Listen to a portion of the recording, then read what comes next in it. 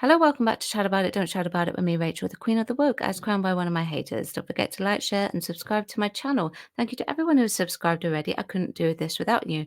Today's Keep It Positive. Last week, I showed you a video from my old Japan vlog that I used to keep, and it was very weird watching it back.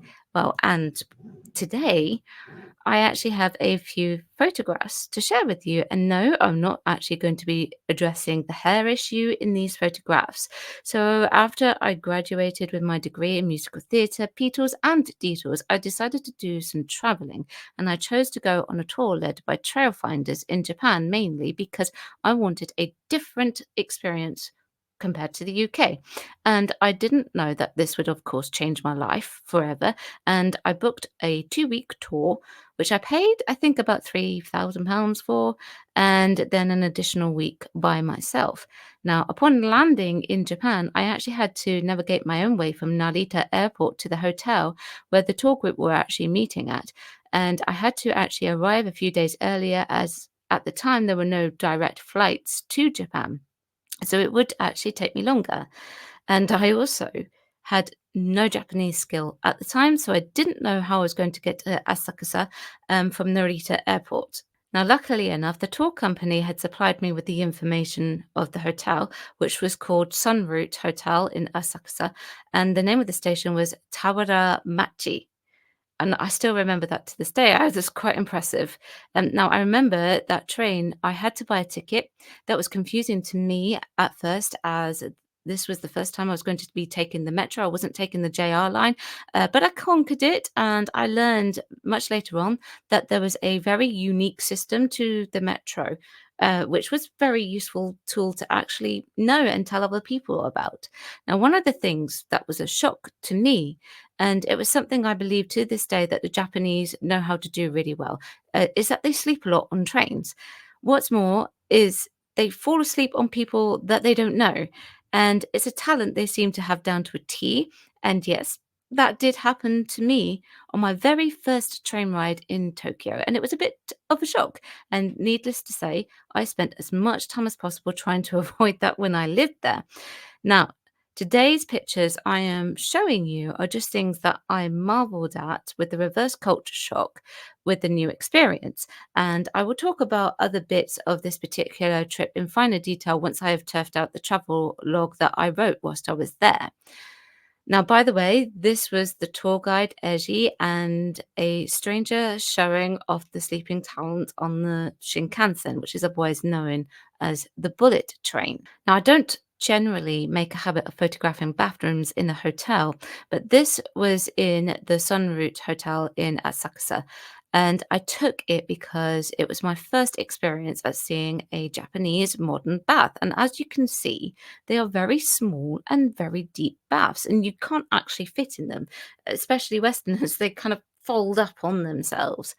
And in the next photograph, this was the view from the Sun Route Hotel bedroom, and I also got excited about having a dressing gown supplied by the hotel for some reason. I don't know why. It was a bit of a novelty. I was very new at traveling solo at that point, so I guess I lived and learned. Now, whilst I was waiting for the tour group to connect with me, I went to a little supermarket just for a look around. And of course, a look around never becomes a look around because you end up buying something. And that's what happened to me. Now, I'm a total fruit addict. And as you can see, when I see a fruit that is the size of my head, which of course is meant for sharing, I'm going to buy it and eat it all in one go. And I never stopped that habit when I lived there either. I would go food shopping for the week and buy a large piece of fruit for every single day and eat it all to myself, and I wouldn't share it with anyone. Even though I lived by myself, but when I did have my guests, I still wouldn't share it with anyone. I was eating it all to myself. Of course, I would actually give them something to share. I wasn't that mean. Now, the one thing that I did note was their love for plastic. Now, whilst traveling there, it wasn't actually so bad because I could use the plastic bags for things that I actually needed. But when I lived there, I hated it. You could buy laundry stuff fruit, cold stuff, dry stuff, and perhaps additional miscellaneous items. And they would actually give you a bag for each separate category so that you could keep it separate. And there's such a waste. Didn't like that. I'm sorry. Yes, it's another photograph of the toilets. One is for training toddlers, but it's the high chair that I actually think is more innovative. This was a common feature in the ladies' cubicles over there, and I really think that this could be applied and adapted in other countries around the world, especially here in the UK. I think it's a great idea. Now, this was taken in Hakone.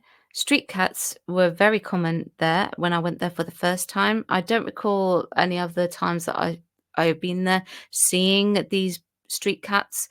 The Japanese are very much cat lovers, and as you can see, they are on sale. They do have dogs, but cats are more common. Now, one thing that you see on the streets when you're walking past the restaurants are their displays, their food displays. They are very visual in their menus with many respects. I don't know exactly where this was taken. I can't remember at all, but I do know that this was the very first dessert display I had seen out there. And it is made of plastic, but it serves its purpose and they will stay there for years. And the last thing I have to show you are these images, Purikura, taken in Shibuya just before my holiday had finished. These machines, they of course, as you can see, over fine tune the people using them, but it's actually fun because you get to customize your own photographs. And then when they are produced, they are actually given to you in sticker format. And you can also get them added to your phone. There you have it. Let me know what you think about those reverse culture shocks that I had in Japan the first time I ever went. Chat about it, don't chat about it. Please share your experiences about Japan below as well. Thank you very much for watching. I will be back on Sunday with another Doctor Who video at 4 p.m. So please do make sure you are subscribed if you are here for Doctor Who, as well as Keep It Positive. That will be on Sunday, 4 p.m. Thanks very much for watching. Like the video if you'd like to like the video. Subscribe if you would like to. And I'll see you then. Bye-bye.